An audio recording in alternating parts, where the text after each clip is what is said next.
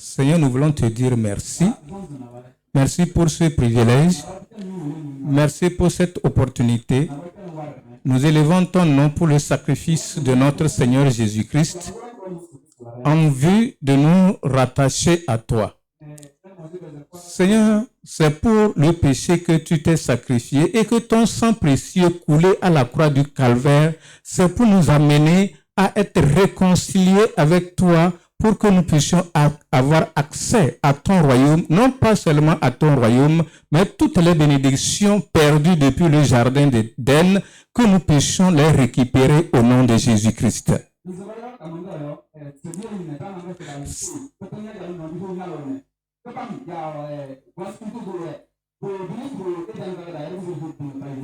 Père, nous voulons aborder ce sujet du sang expiatoire qui est un mystère compris et mal par plusieurs personnes, interprété d'une manière non scripturaire. Nous prions que tu le développes pour chacun de nous afin que le doute qui s'installe à partir du maintenant, Père, que nous puissions avoir la clarté et marcher comme il se doit pour avoir la bénédiction à la fin de notre séjour sur la terre.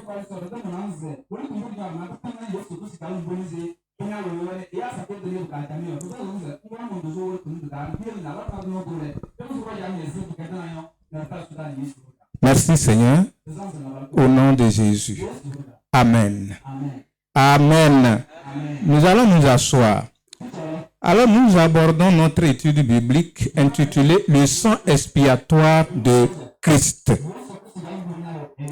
Le sang expiatoire de Christ.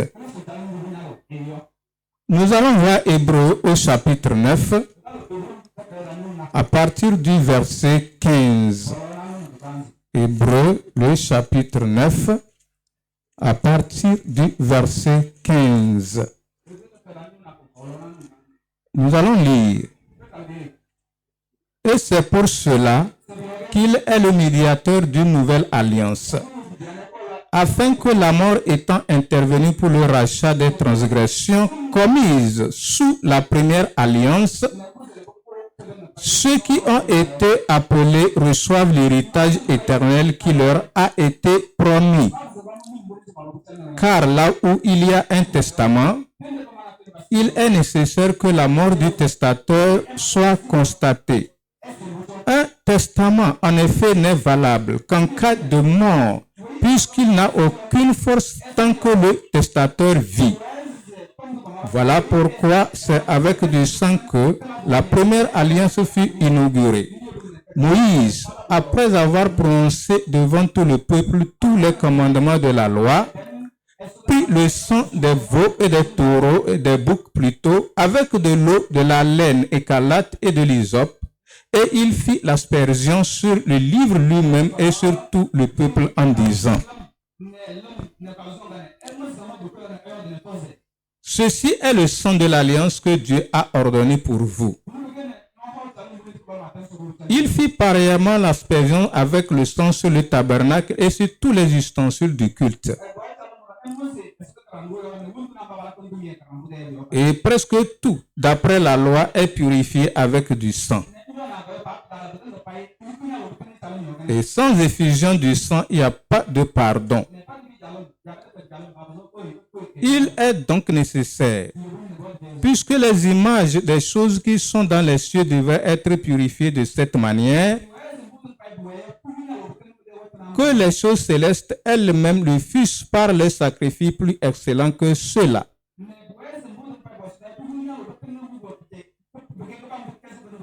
Car Christ n'est pas entré dans un sanctuaire fait de mains d'hommes, en imitation du véritable, mais il est entré dans le ciel même afin de comparaître maintenant pour tous devant la face de Dieu.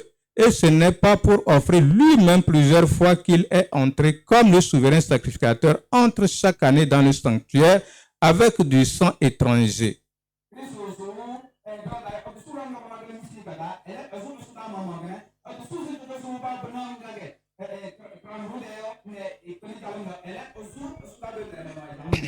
Autrement, il aurait fallu qu'il eût souffert plusieurs fois depuis la création du monde Tandis que maintenant, à la fin des siècles, il a apparu une seule fois pour abolir le péché par son sacrifice. Et comme il est réservé aux hommes de mourir une seule fois, après quoi vient le jugement. De même, Christ qui s'est offert une seule fois pour porter les péchés de plusieurs, apparaîtra sans péché une seconde fois à ceux qui l'attendent pour leur salut. Amen. Amen. C'est un sujet capital que nous sommes en train de traiter par rapport au sang expiatoire de notre Seigneur Jésus-Christ. Nous connaissons nous tous que le peuple entier, depuis Adam, après la chute de l'homme dans le jardin d'Éden, un problème s'est posé entre l'homme et Dieu. Il y avait eu une séparation.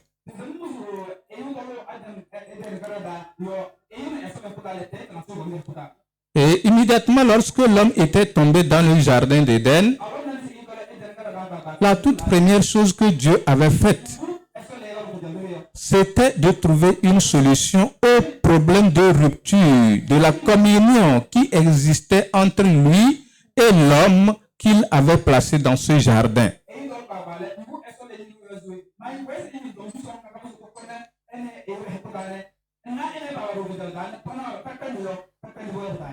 L'homme avait commencé à chercher par quel moyen avoir une réconciliation, avoir une permanence communion avec Dieu qui l'avait donné un commandement. Alors, des solutions ça et là, il le cherchait par le biais des animaux. Il sacrifiait pensant que en sacrifiant, vous voyez, l'idée déjà était dans la pensée de l'homme que c'est par un moyen de sang qu'il fallait retrouver la communion perdue.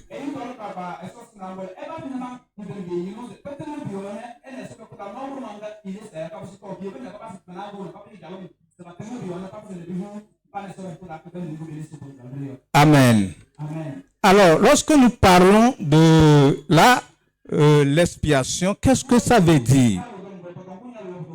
L'expiation, en son terme, veut dire ramener quelqu'un qui s'égarait du droit chemin sur un bon chemin. Autrement dit, cela veut nous parler que Christ, l'humanité perdue de repère, devait avoir quelqu'un qui pouvait le ramener à son Créateur. C'est ça que Christ a fait sur la croix du Calvaire pour nous ramener au Créateur.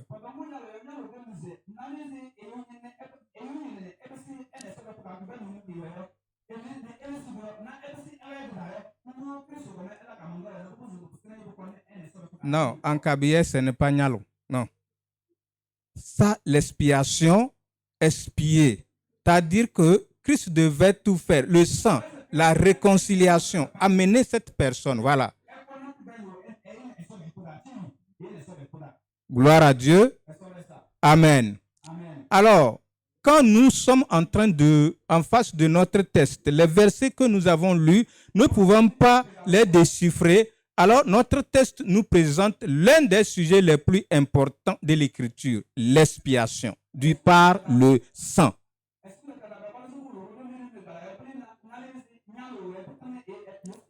L'expiation par le sang. Rappelez-vous que je vous ai déjà dit que l'homme avait perdu cette communion. Rappelez-vous que l'homme était en train de chercher une solution.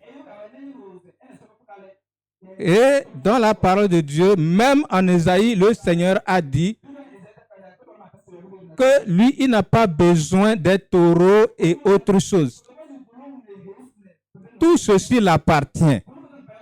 Si lui, il avait besoin de tout ceci, alors lui-même devait venir prendre. Personne ne pouvait lui dire que fais-tu comme ça. Gloire à Dieu. Ainsi, à la fin de l'âge de l'Église, Christ a paru afin de faire le sacrifice ultime pour ramener l'homme vers son Créateur. Il est mort au calvaire, non pas pour ses propres péchés selon la lecture que nous venons de faire, parce qu'il était sans péché. Gloire à Dieu. Les sangs de taureau, toutes ces choses qui se versaient chaque moment ne pouvaient pas résoudre le problème de l'homme déchu. C'est un mystère lorsque nous abordons le sang expiatoire de notre Seigneur Jésus-Christ qui résout le problème du péché pour nous réconcilier à Dieu. Nous devons l'accepter que c'est possible que ce sang-là puisse apporter la solution à notre réconciliation avec le Père qui nous ouvre la porte à la fin de notre séjour sur la terre pour avoir accès au royaume de Dieu.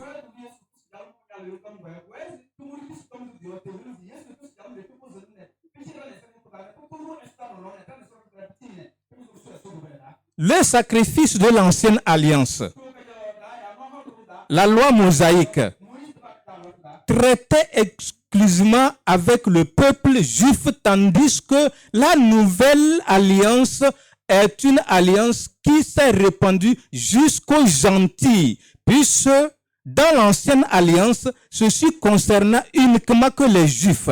Les juifs avaient accès. Or, nous les gentils,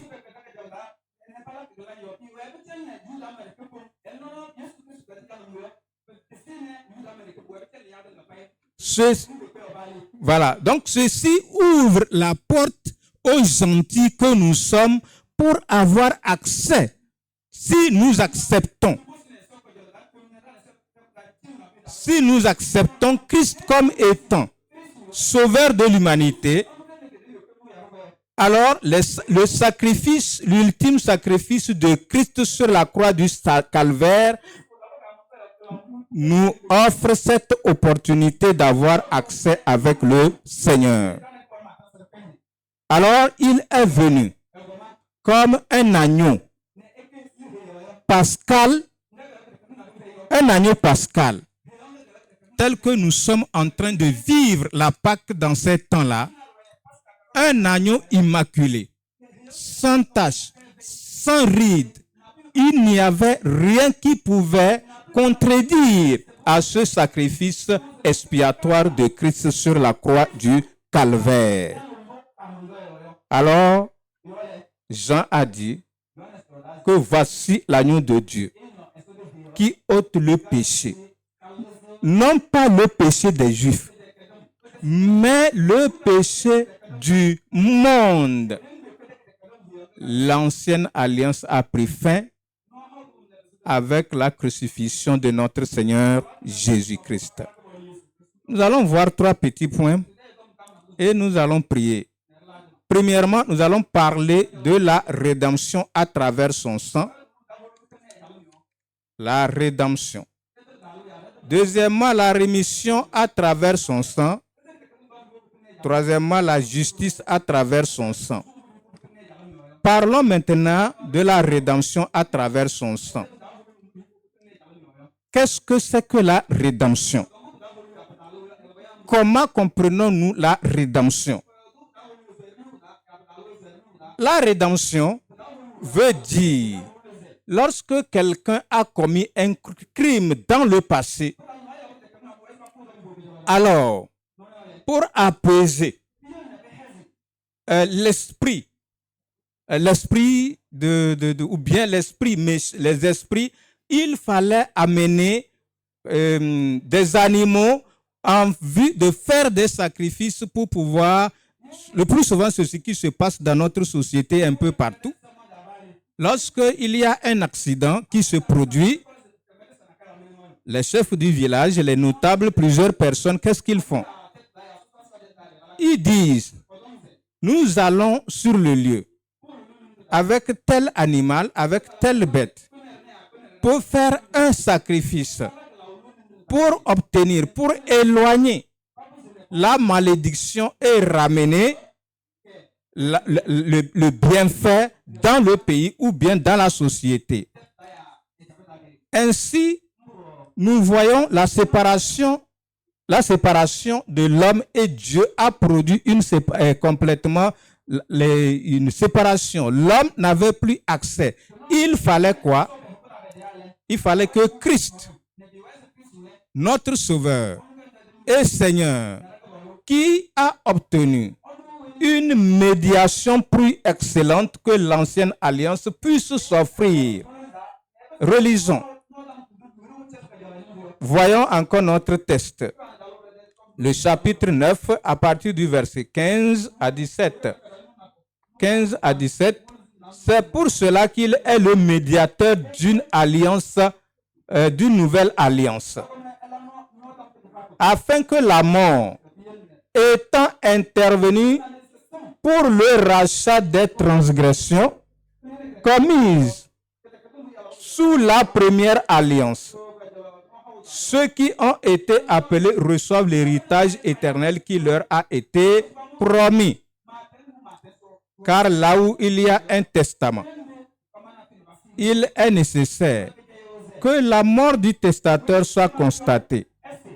Un testament, en effet, n'est valable qu'en cas de mort, puisqu'il n'a aucune force tant que le testateur vit. Nous allons le dire après. Le chapitre 8, le verset 6 nous dit quoi? Mais maintenant, il a obtenu un ministère d'autant supérieur qu'il est le médiateur d'une alliance plus excellente, qu'il a été établi sur de meilleures promesses. Mes frères et mes sœurs, ceci nous montre la valeur et la supériorité du sang de notre Seigneur Jésus-Christ sur l'ancienne alliance. Vous voyez, après que Moïse, Dieu l'avait donné des commandements, Moïse devait écrire un testament. Fini maintenant le testament, il fallait faire quoi? Immoler des bêtes en guise de mettre le sceau sur ce qui venait d'être fait. Ça, c'est la première alliance. Lorsqu'il avait fait tout ceci, la Bible nous dit, tant que le testament puisse avoir sa valeur, ceci ne pouvait pas avoir de valeur que les victimes, il fallait le sacrifice. Les victimes là meurent pour que le testament puisse avoir son efficacité. Vous comprenez? Donc, si Moïse n'avait pas fait ce sacrifice des animaux, mettre le sang sur les ustensiles et tout, alors le testament là n'allait pas avoir sa place. Vous voyez, lorsque Jacob devait rendre l'âme, il a appelé tous ses fils et il a prononcé des bénédictions sur chaque fils. C'est après, quand il avait fini, il s'est retiré et il est mort, que toutes les promesses faites à ses enfants ont eu leur valeur. De même, Christ, lorsqu'il a fait son sacrifice, il est mort. À partir du moment où il fut crucifié, c'est à partir de ce moment que toutes choses qu'il a dites et qu'il a faites ont eu leur valeur. Gloire à Dieu. Notre salut a de valeur. La vie de sainteté a de valeur. Le baptême dans le Saint-Esprit a de valeur. La victoire sur le péché a de valeur. Ainsi, ça, il nous a ramenés à Dieu. Et nous devons comprendre que seul le sang de notre Seigneur Jésus-Christ a le pouvoir de nous amener à la réconciliation avec Dieu. Tout autre sacrifice que toute personne, tous ceux-là qui pensent qu'en immolant en allant vers tel fétiche. Je pense que nous sommes grands pour le comprendre. Alors ne peut avoir d'effet. Seul le sang de notre Seigneur Jésus-Christ. C'est pourquoi un compositeur a écrit: Roc des âges, frappez pour moi, sois mon bon refuge. Que l'eau ainsi que le sang qui ont coulé de ton flanc soit le remède du péché. Aucune œuvre de mes mains ne peut accomplir ta loi. Seul c'est ton sang qui peut m'amener à ce niveau. Ainsi, mes frères et mes sœurs, nous devons comprendre que Christ nous a amenés à être réconciliés par son sang avec le Père. Et nous devons être joyeux parce que l'ancienne alliance a pris fin et nous sommes dans une nouvelle alliance qui nous autorise à pouvoir valoriser et à pouvoir mettre en pratique et avoir confiance à ce sang expiatoire qui nous a amenés à cette réconciliation.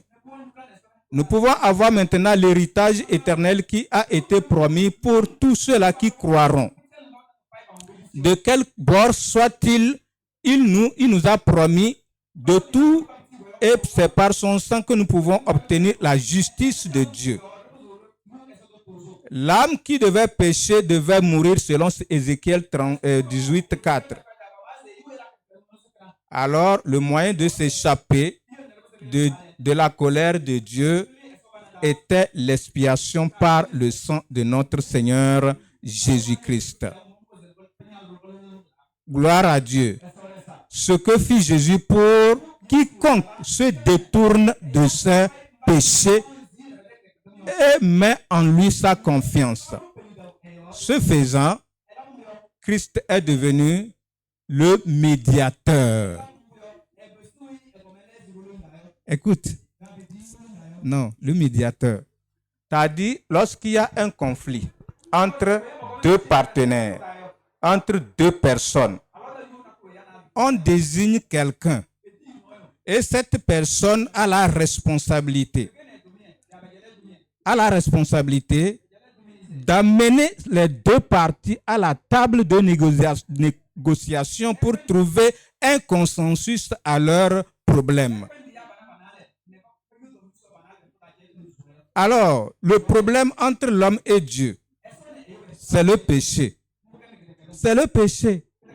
Gloire à Dieu. Alors, Christ est le médiateur pour réparer le tort. Que ce soit le deuxième message, le premier message, l'appel lancé qui nous a été adressé.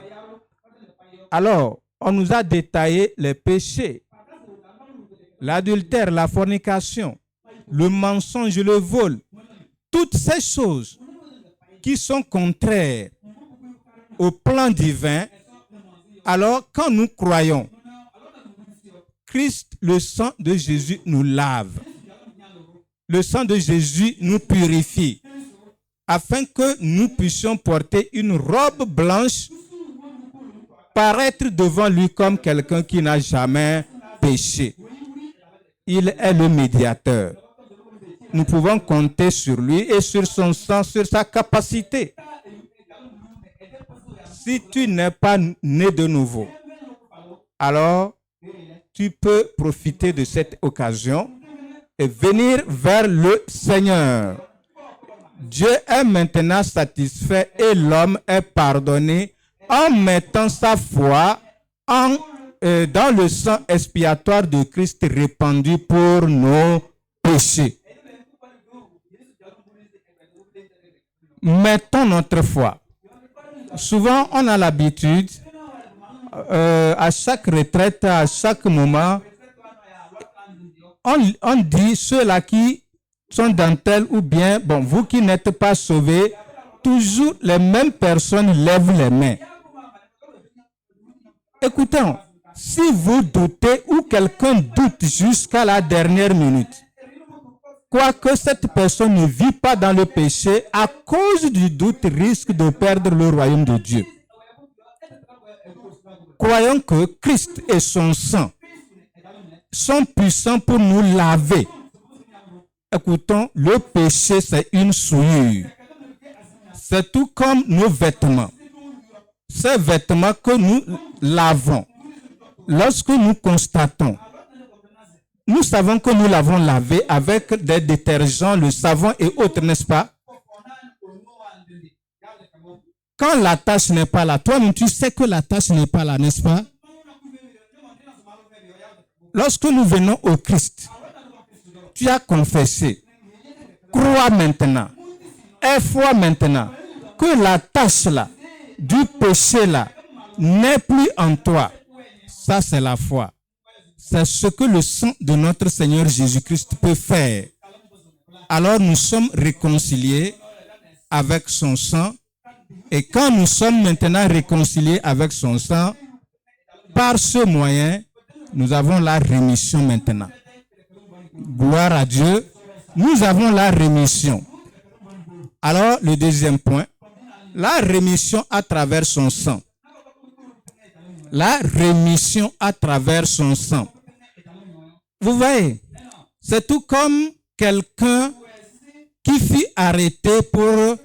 Bon, cette personne est arrêtée pour un meurtre ou bien elle est arrêtée pour un problème donné et amenée à la justice ou à la gendarmerie, on l'a incarcérée. Bien, cette personne doit passer au jugement. Quand on juge la personne, lorsque les juges ont délibéré qu'à partir de ce moment-là, alors tu es en liberté. Tu es en liberté. Parfois, si ton casier judiciaire n'est pas encore sali, et on te dit que tu es en liberté, ce qui veut dire que tu as le droit comme un citoyen. Tu as le droit comme un citoyen. Tu as le droit de postuler à tous les concours. Partout où tu peux passer, tu as le droit d'avoir des papiers qui démontrent que tu es un citoyen. Alors tu pourras faire valoir ton droit de citoyen parce qu'après avoir jugé ton cas, on te dit que tu es complètement acquitté. Il n'y a plus de condamnation qui pèse sur ta personnalité.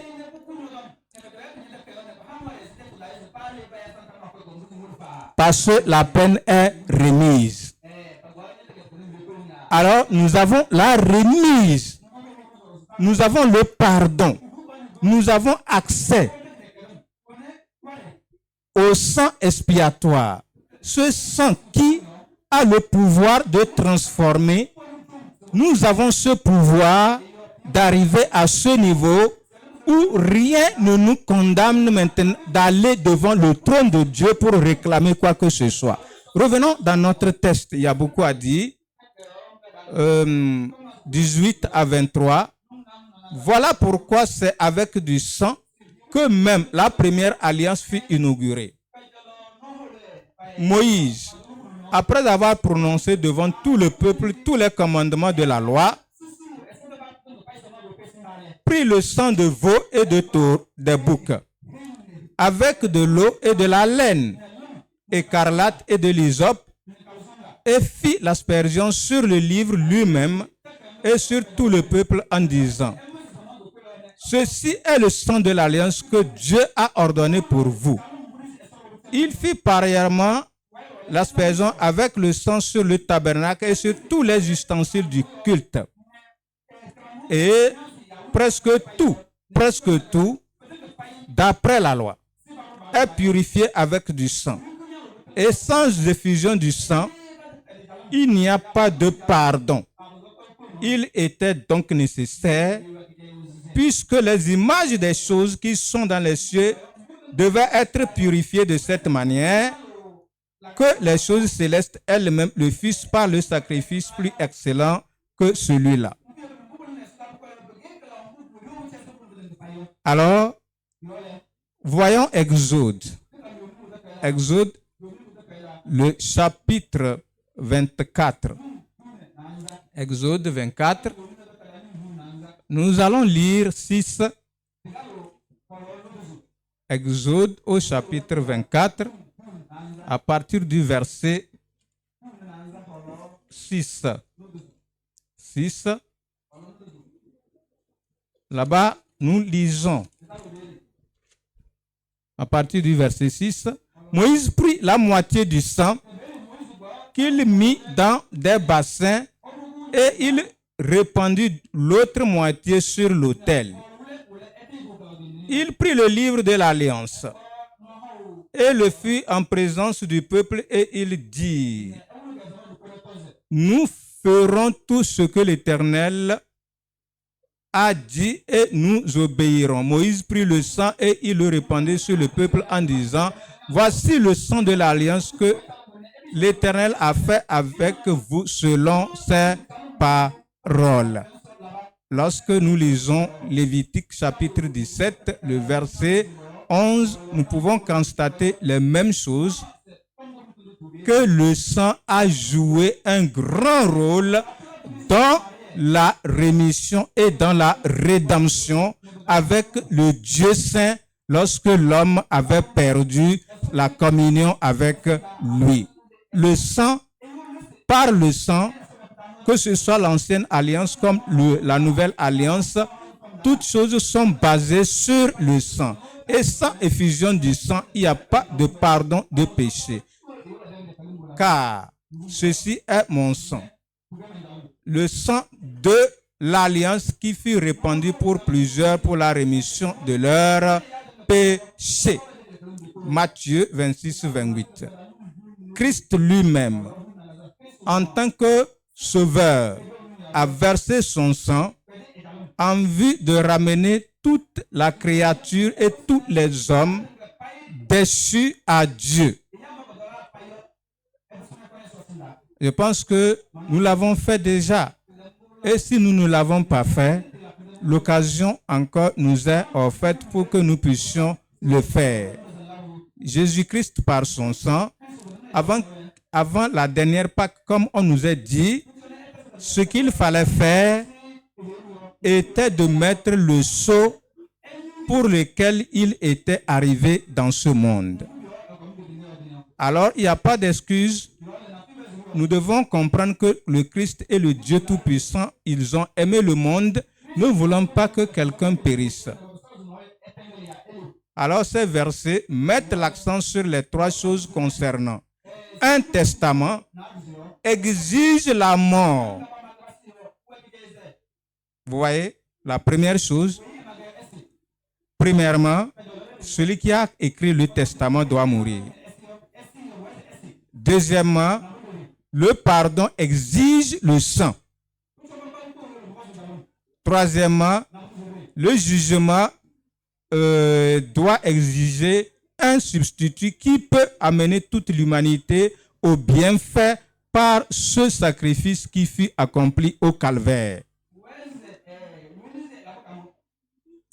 Le testament ne peut pas prendre effet si le testateur est encore en vie, comme nous l'avons déjà dit.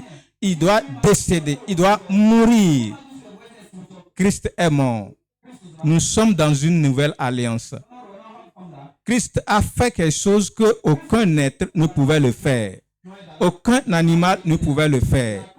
Alors nous sommes les privilégiés, nous qui sommes maintenant les participants dans cette génération de fin que nous sommes. Alors les privilèges et les provisions contenues dans le testament ne reviennent aux bénéficiaires qu'à la mort du testateur. Christ est mort il y a presque 3000 ans de cela. Le contenu de sa mort, tout ce qui a été écrit le concernant, n'est pas pour lui, mais c'est pour toi et pour moi. Venons par la foi et nous allons recevoir toutes ces choses au nom de Jésus-Christ.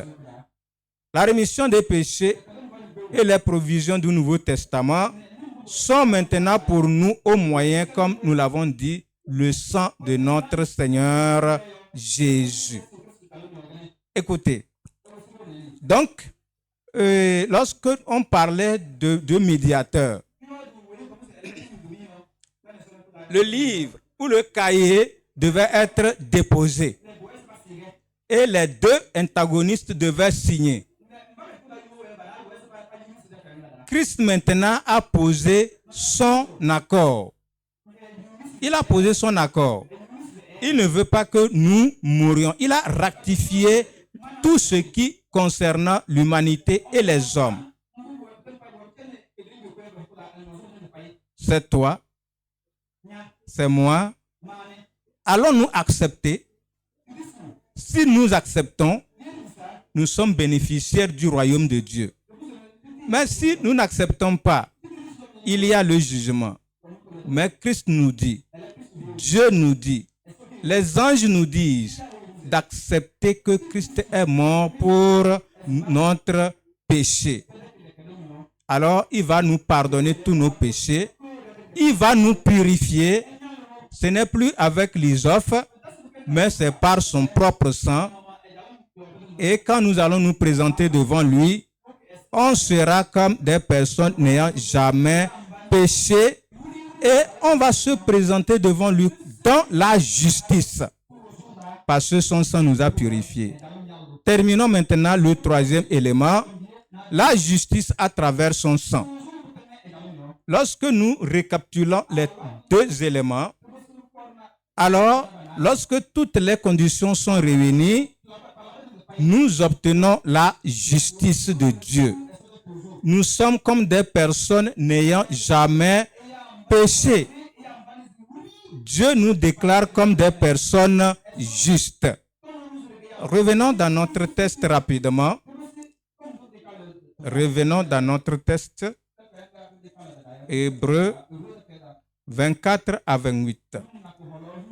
Car Christ n'est pas entré dans un sanctuaire fait de mains d'hommes, en imitation du véritable, mais il est entré dans le ciel même, afin de comparaître maintenant pour nous devant la face de Dieu. Et ce n'est pas pour s'offrir lui-même plusieurs fois qu'il est entré comme le souverain sacrificateur entre chaque année dans le sanctuaire avec du sang. Autrement, il aurait fallu qu'il eût souffert plusieurs fois depuis la création du monde, tandis que maintenant, à la fin des siècles, il a paru une seule fois pour abolir le péché par son sacrifice. Et comme il est réservé aux hommes de mourir une seule fois, après quoi vient le jugement. De même, Christ s'est offert une seule fois pour porter les péchés de plusieurs, apparaîtra sans péché une seconde fois à ceux qui l'attendent pour le salut. Le chapitre 7. Le chapitre 7, verset 25. Verset 25. Verset 25. C'est aussi pour cela qu'il peut aussi sauver parfaitement ceux qui s'approchent de Dieu par lui, étant toujours vivant pour intercéder en leur faveur. Vous voyez, la Bible nous dit qu'il peut nous sauver parfaitement. Personne ne pouvait le faire. Le chapitre 9 que nous avons déjà lu et le chapitre 10 qui sont devant, parce que vous avez ça sur vos papiers. Maintenant, à la fin des siècles, il a apparu une seule fois pour abolir le péché par son sacrifice. Pour abolir le péché. Nous sommes censés comprendre certaines réalités. Certains, nous avons appris l'abolition de l'esclavage. C'est-à-dire qu'il ne faut pas que ceci-là continue parce que ceci a des influences néfastes sur l'homme. Ainsi, Christ, il est venu.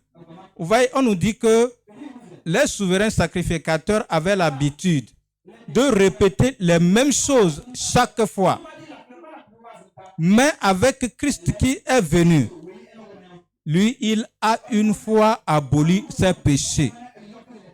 Gloire à Dieu. Il a aboli une fois tous ses péchés. Aujourd'hui tombé, demain se relever, toutes ces choses, le Seigneur a aboli une fois tous ses péchés. Alors, nous pouvons croire en lui et avoir foi que la réalité, il est capable de nous rendre justes. Or, vous le savez, Jésus a paru pour ôter les péchés et il n'y a point en lui de péché. 1 Jean 3, 5. Il est mort pour nous, mort pour nos péchés, mort à notre place, afin que nous devenions justice de Dieu. Partout où nous allons marcher, malgré la corruption dans la société, tout ce qui se passe un peu partout, le chrétien ou le croyant doit se distinguer de mener une vie de justice et de non-compromission dans cette société corrompue et polluée par le péché. Ainsi, nous pouvons le faire confiance et venir à lui. Nous devons subir le jugement. Mais Dieu a fait que ce jugement, que tout le monde devait subir, est tombé sur le Christ crucifié.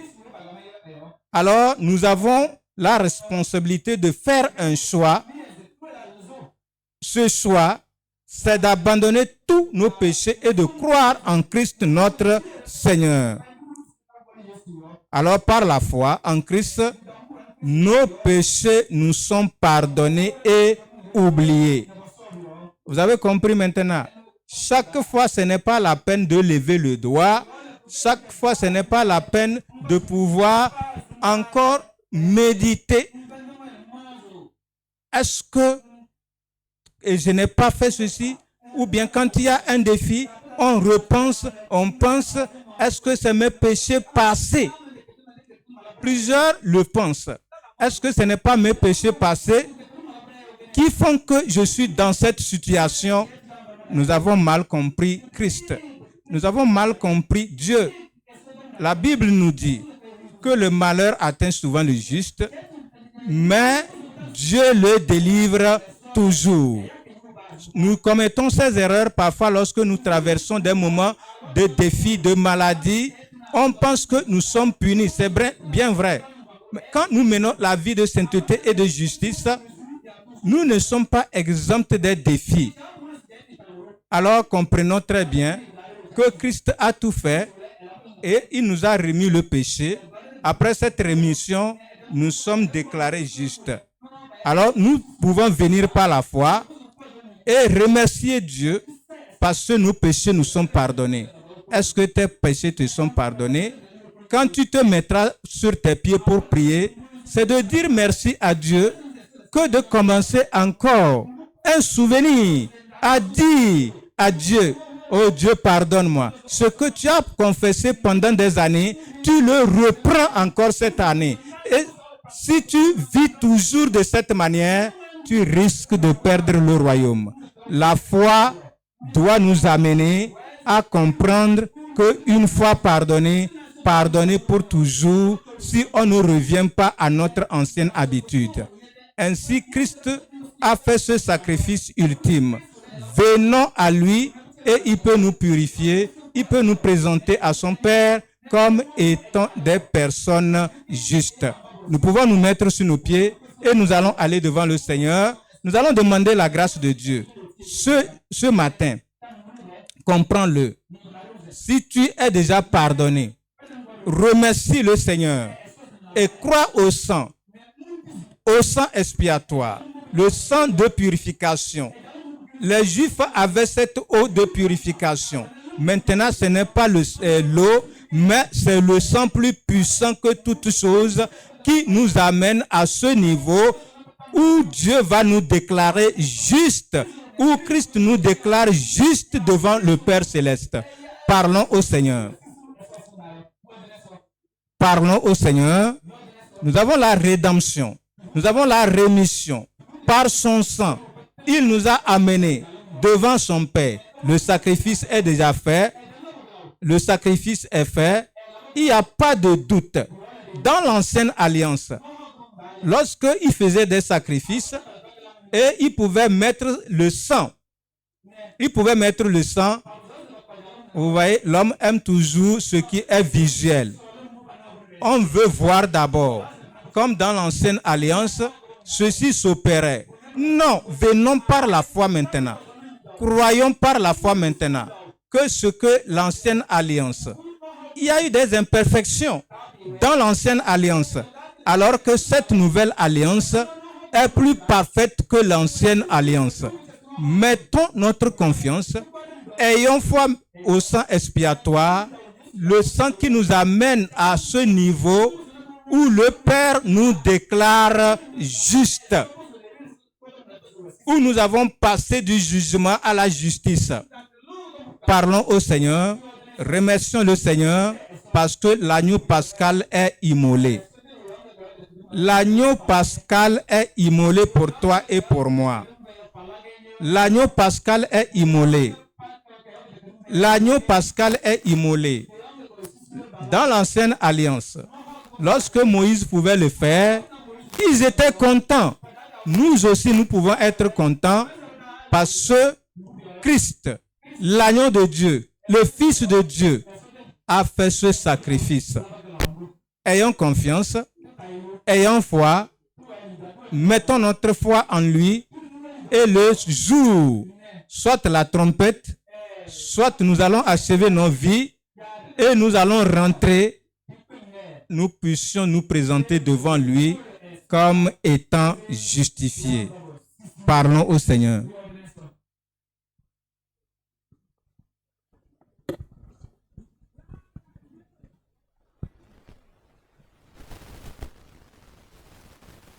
Oui, oui, mon frère, ma soeur. Oui, nous avons reçu le message. Très typique. Oui, certains sont en train de douter sur leur salut. Et Michée 7, verset 18. Quel Dieu qui est semblable à toi, qui pardonne l'iniquité, qui oublie les péchés du reste de ton héritage. Il ne garde pas sa colère à toujours, car il prend plaisir à la miséricorde. Il aura encore compassion de nous. Il mettra sous ses pieds nos iniquités. Mon frère, ma soeur, il faut dire merci à Dieu. Il faut le remercier. Quand Dieu pardonne, il a pardonné une fois de bon. Il ne peut pas pardonner et rejuger quelqu'un. Et son sang, c'est un sang vraiment ultime, final. Son sacrifice est final. Au temps mosaïque, on sacrifie des béliers. Et une fois que tu repêches, tu resacrifies cela. Et si tu n'as pas de bélier, comment tu vas faire? Tu vas demeurer dans ton péché. Mais quand Jésus-Christ est venu, il a fait ce sacrifice. Une fois de bon. C'est pourquoi c'est toi de se confier maintenant à Dieu. Et tu vas demander à Dieu, me voici, le sang expiatoire, que ce sang-là me purifie de tout péché. Il ne faut pas cacher un péché. On ne cache pas Dieu les péchés. Dieu te connaît plus que toi-même. Va devant Dieu et demande cette grâce. Il va te le faire. Il va le faire. Prie, mon frère, ma soeur. Toi qui somnoles, tu dois te mettre sur tes pieds.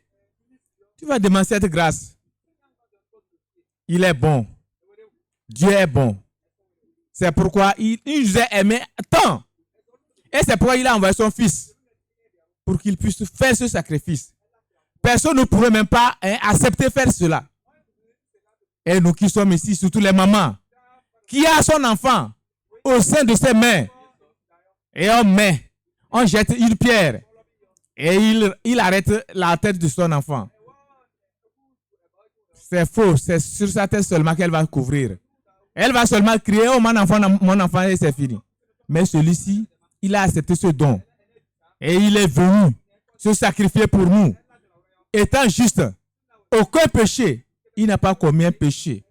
Mais c'est à cause de toi et moi. C'est à cause de nos péchés qui s'est sacrifié. Quel amour.